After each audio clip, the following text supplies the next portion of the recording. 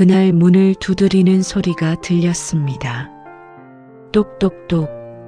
70이 넘은 한 할머니가 낡은 소파에 기대어 졸다가 그 소리에 눈을 떴습니다. 오래된 시골집 벽지는 군데군데 들떠 있었고 마루 끝에는 낡은 운동화 한 켤레가 놓여 있었습니다. 할머니는 처음에는 잘못 들은 줄 알았습니다. 이 집에 찾아오는 사람이 없은 지 벌써 몇 년이 됐으니까요. 그런데 또 들렸습니다. 똑똑똑. 할머니는 천천히, 아주 천천히 일어났습니다. 무릎이 쑤셨고 허리가 굽었고 손이 떨렸습니다. 그래도 한 발짝 문 쪽으로 걸어갔습니다. 그리고 문을 열었습니다. 거기 서 있는 사람을 보는 순간 할머니는 그 자리에서 굳어버렸습니다. 눈이 커졌고 숨이 멎는 것 같았고 손이 바들바들 떨렸습니다. 문 앞에 서 있는 그 남자는 머리에 흰 서리가 내린 50이 훌쩍 넘은 중년 남자였습니다. 그런데 그 눈매가 할머니가 평생 잊으려 했던 그 아이와 너무도 닮아 있었습니다. 남자가 입을 열었습니다. 엄마, 나야, 민준이야. 그 한마디에 할머니의 눈에서 눈물이 쏟아졌습니다. 30년이었습니다. 30년 동안 그리워했고 30년 동안 원망했고 30년 동안 혼자 울었던 세월이 이 한마디 앞에서 한꺼번에 무너졌습니다. 오늘은 그 30년의 이야기를 해드리려 합니다.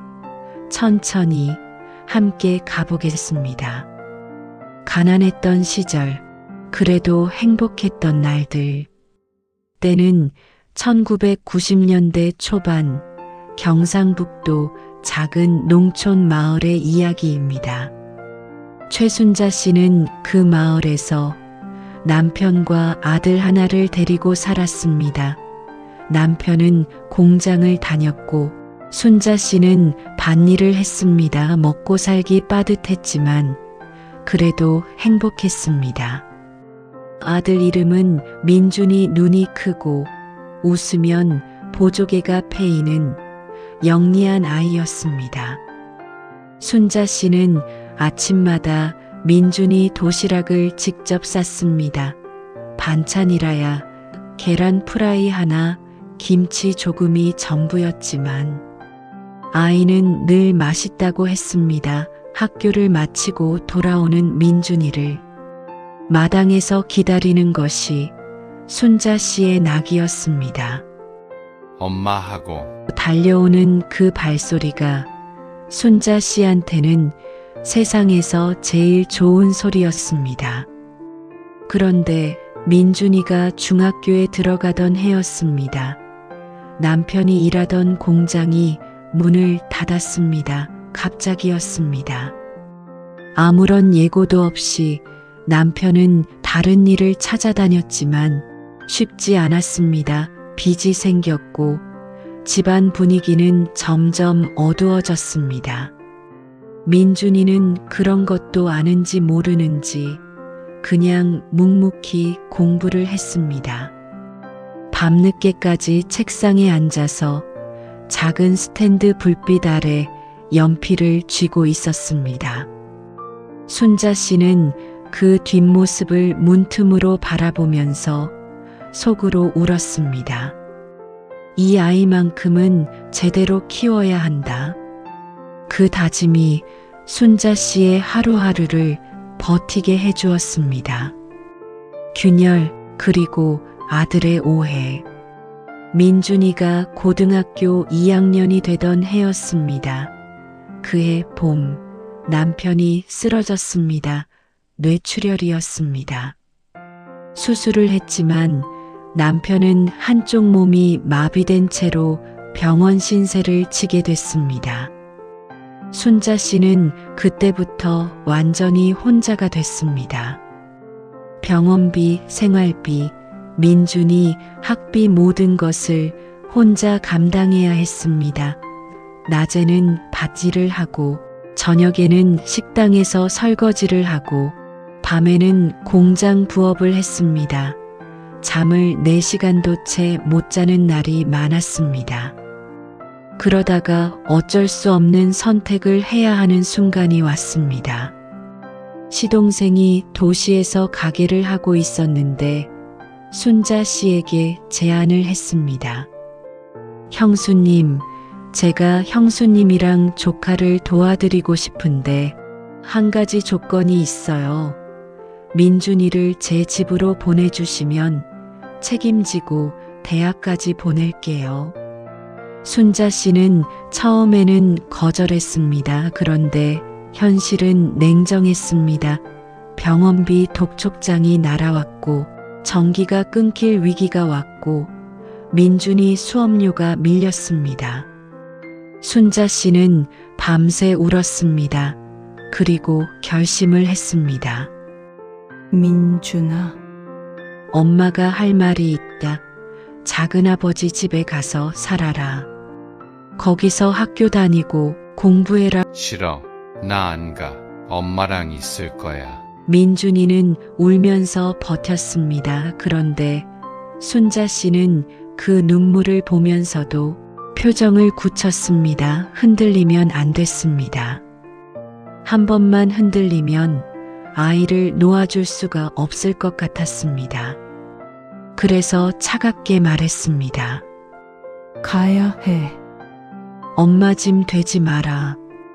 그 말이, 그 한마디가 민준이의 가슴에 못이 됐습니다. 17살 아이에게 그 말은 너는 필요 없다는 말로 들렸습니다. 엄마가 나를 버리는 거야. 그렇게 이해했습니다. 아이는 소리 없이 울면서 짐을 쌌습니다. 순자 씨는 방에서 그 소리를 들으면서 이불을 머리까지 뒤집어 쓰고 혼자 울었습니다. 소리를 죽이면서 흐느꼈습니다. 아이한테 들키면 안 됐으니까요. 이별, 돌아보지 않은 뒷모습. 이튿날 아침 시동생이 차를 몰고 왔습니다. 민준이는 작은 가방 하나를 들고 마당에 섰습니다. 순자 씨는 문 앞에 서서 아이를 바라봤습니다. 뭔가 말을 하고 싶었습니다. 민준아, 엄마가 미안하다고. 민준아, 엄마는 너를 사랑한다고. 그런데 말이 나오지 않았습니다. 목이 막혔습니다. 민준이는 엄마를 한번 바라봤습니다. 뭔가를 기다리는 눈빛이었습니다. 엄마가 불러줄 거야.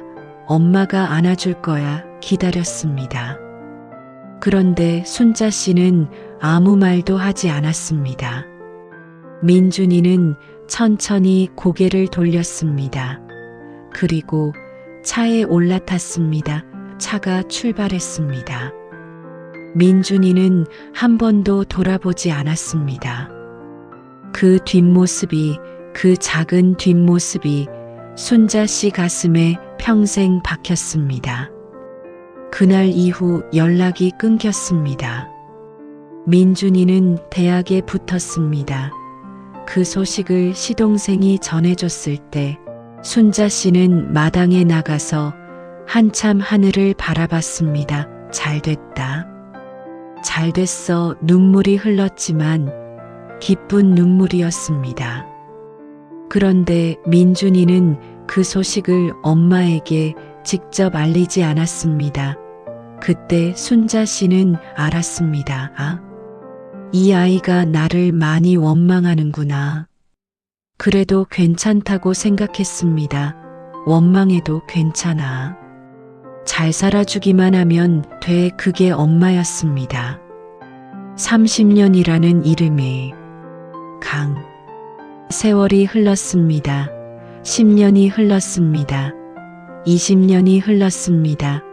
그리고 30년이 흘렀습니다. 순자 씨의 남편은 민준이가 22살이 되던 해에 세상을 떠났습니다. 임종을 지킨 것은 순자 씨 혼자였습니다.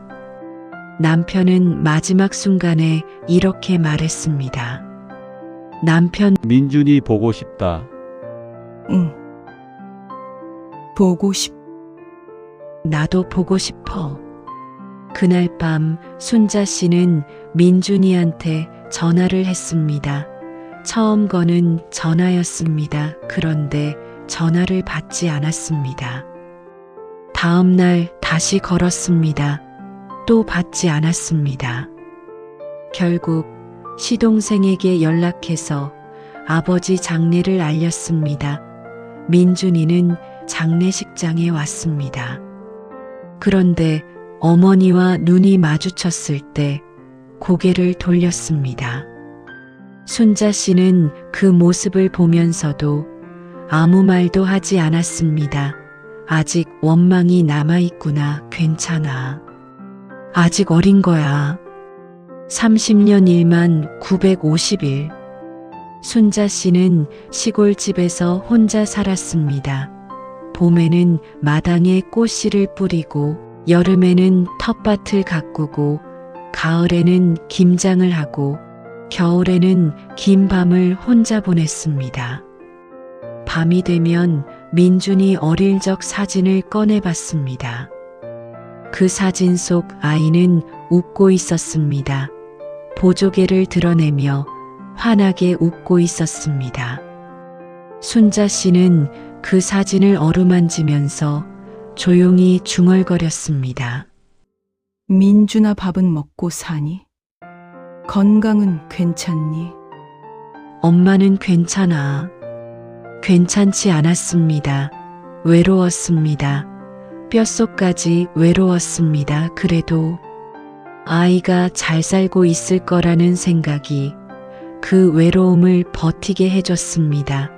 그렇게 30년이 흘렀습니다. 그 문을 두드린 사람, 그리고 다시 그날 이야기로 돌아옵니다. 문을 열었을 때 거기 서 있던 그 남자 흰 머리카락이 섞인 중년. 남자는 민준이었습니다. 순자 씨는 한동안 말을 못했습니다. 아무 말도 아무 소리도 나오지 않았습니다. 그냥 바라봤습니다.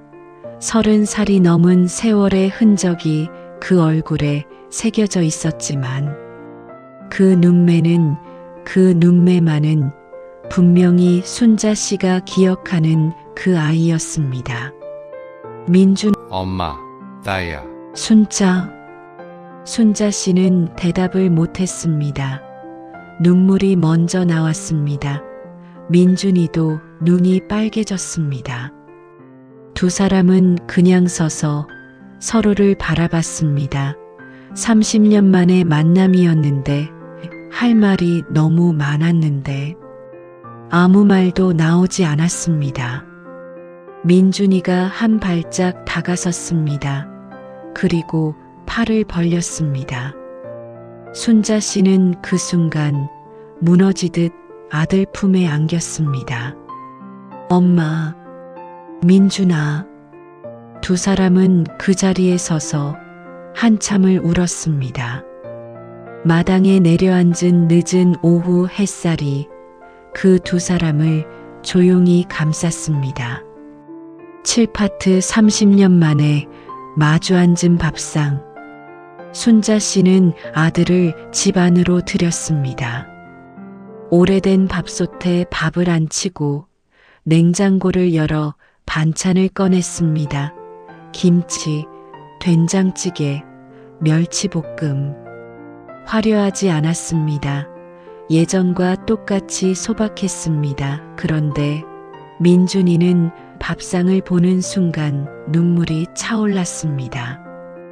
이 냄새가 어릴 때 그대로였습니다. 두 사람은 마주 앉았습니다. 처음에는 어색했습니다.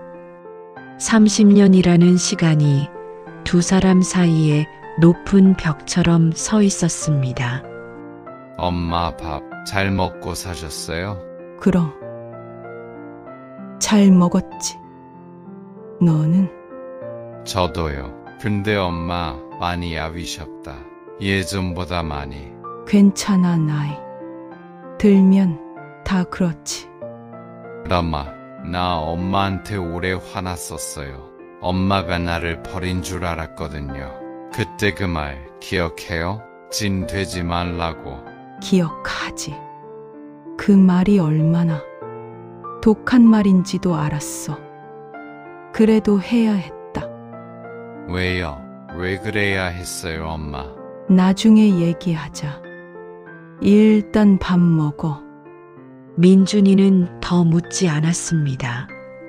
두 사람은 천천히 밥을 먹었습니다. 가끔 숟가락 소리만 났고 가끔 찌개 끓는 소리만 났습니다. 그런데 그 고요함이 이상하게 따뜻했습니다. 밥 한 그릇이 그 어떤 말보다 많은 것을 말해주고 있었습니다. 엄마가 혼자 감당했던 것들. 밥을 먹고 나서 두 사람은 마루에 나란히 앉았습니다. 저녁 바람이 불어왔습니다. 마당 한편에 심어진 감나무에 주황빛 감이 주렁주렁 달려 있었습니다. 민준아, 너한테 말 안 한 게 있어. 뭔데요? 내가 작은 아버지 집에 가던 그 해 봄에 우리 집에 빚쟁이가 왔었다. 아버지 병원비가 너무 밀렸어. 은행 대출도 못 갚고 어느 날 낮에 사람들이 들이닥쳤어. 가재도구 가져가겠다고. 엄마 그걸 왜 나한테 말 안 했어요? 내가 알면 공부를 못 할 것 같아서 작은 아버지가 조카 데려가는 조건으로 빚 일부를 대신 갚아줬어. 그래서 너를 보낸 거야. 엄마, 그럼 그 말이 진되지 말라는. 그 말이 너한테 한 말이 아니야. 나 자신한테 한 말이야. 내가 너한테 짐이 되지 않게, 빚이 되지 않게 살겠다고. 그 다짐이었어. 그 말에 민준이가 무너졌습니다. 아, 그 말이 그런 뜻이었구나. 짐 되지 마라가 아니라 엄마가 내 짐이 되지 않겠다는 말이었구나. 30년 동안 오해했습니다. 30년 동안 엄마가 자기를 버렸다고 생각했는데 엄마는 자기를 지키려고, 자기를 살리려고, 자기한테 짐이 되지 않으려고 가장 아프고 힘든 선택을 혼자 한 거였습니다. 순자, 내가 떠난 날 밤에 엄마가 얼마나 울었는지 알아? 이불 뒤집어 쓰고 밤새 울었어. 근데 내가 들을까봐 소리도 못 냈어. 근데 나중이 이렇게 오래 걸릴 줄은 몰랐다. 나중이 이렇게 오래 걸릴 줄은 몰랐다. 그 아들의 가방 속에 있던 것. 민준이는 한참을 울었습니다. 소리를 내서 울었습니다. 마루에 앉아서 두 손으로 얼굴을 감싸고 엉엉 울었습니다. 그 옆에서 순자 씨가 조용히 등을 쓸어주었습니다. 괜찮아, 괜찮아. 그 두 마디가 30년의 응어리를 녹여내는 것 같았습니다. 민준이는 한참을 울고 나서 가방에서 낡은 봉투 하나를 꺼냈습니다. 엄마 이거 작은 아버지한테서 받은 거예요. 돌아가시기 전에 저한테 주셨어요. 봉투 안에는 오래된 편지 한 장이 들어 있었습니다. 종이가 누렇게 바랬지만 한자 한자 정성스럽게 쓰여 있었습니다. 편지에는 이렇게 쓰여 있었습니다. 민준이 엄마가 민준이 보낸 달에 나한테 편지를 보냈어. 그 편지에 이렇게 적혀 있었어. 도련님, 부탁드려요. 민준이가 크면 이 말 꼭 전해주세요. 엄마가 민준이를 버린 게 아니라고. 엄마가 민준이를 사랑하기 때문에 보낸 거라고. 그 말 한마디만 전해주면 엄마는 그걸로 충분해요. 형수님이 그 편지를 보낸 날 나는 한참을 울었어. 민준아, 늦게 전해서 미안하다. 순자 씨는 편지를 손에 쥔 채 굳어버렸습니다. 엄마 저 알아요. 이제 다 알아요. 엄마가 나 버린 게 아니라는 거. 엄마가 나 살리려고 그랬다는 거. 30년 동안 오해해서 미안해요. 미안하지 마. 엄마가 제대로 말을 했어야 했는데 말을 못한 엄마가 잘못한 거야. 아니에요. 엄마가 잘못한 거 없어요. 두 사람은 또 한참을 울었습니다. 그리고 민준이가 가방에서 작은 상자를 꺼냈습니다. 제 딸이 엄마한테 드리라고 했어요. 자기 할머니한테.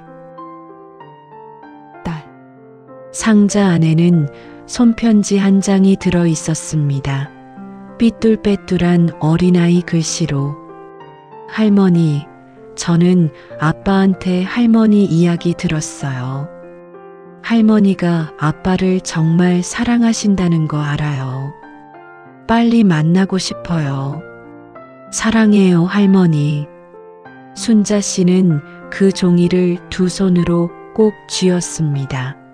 그리고 아이처럼 소리내어 울었습니다. 72년 인생에서 처음으로 그렇게 울었습니다. 사랑해요, 할머니. 사랑은 늦지 않습니다. 그날 밤 민준이는 고향 집에서 잠을 잤습니다. 30년 만에 처음으로 그 집에서 잠을 잔 것이었습니다. 순자 씨는 아들이 자는 방문 앞에 한참을 서 있었습니다. 어릴 때 그랬던 것처럼 그냥 서서 아들이 숨 쉬는 소리를 들었습니다. 살아있구나, 건강하게 살아있구나. 그것만으로도 충분했습니다. 그것만으로 충분한 게 엄마였습니다. 여러분, 이 이야기를 들으시면서 어떠셨습니까? 우리 삶에는 이런 오해들이 있습니다. 가장 사랑하는 사람에게 가장 서툰 방식으로 사랑을 표현하다가 오해가 생기고 그 오해가 세월이 되어 굳어버리는 일들이 있습니다. 순자 씨는 아이를 버린 것이 아니었습니다. 사랑한다는 말 한마디를 끝내 하지 못했습니다. 우리는 왜 그럴까요? 왜 가장 가까운 사람에게 가장 중요한 말을 하지 못할까요? 말하지 않으면 알지 못합니다. 마음은 전해지지 않습니다. 오직 말로, 행동으로 표현해야 합니다. 오늘 이 이야기가 끝나고 문득 생각나는 사람이 있으시다면, 오래 연락하지 못한 자녀가 있으시다면 지금 전화 한 통 해보시기 바랍니다.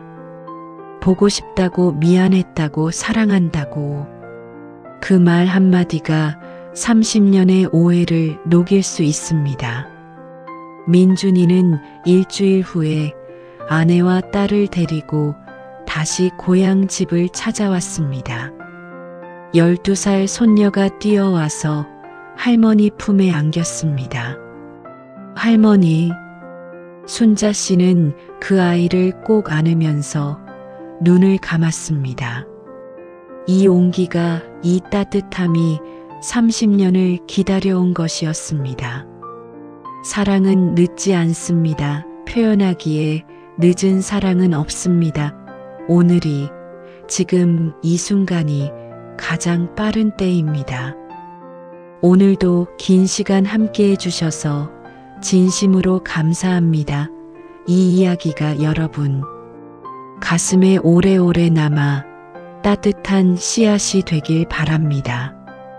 건강하시고 사랑하는 사람과 함께 평안한 하루 보내세요. 마음에 감동이 있으셨다면 좋아요, 구독 부탁드립니다.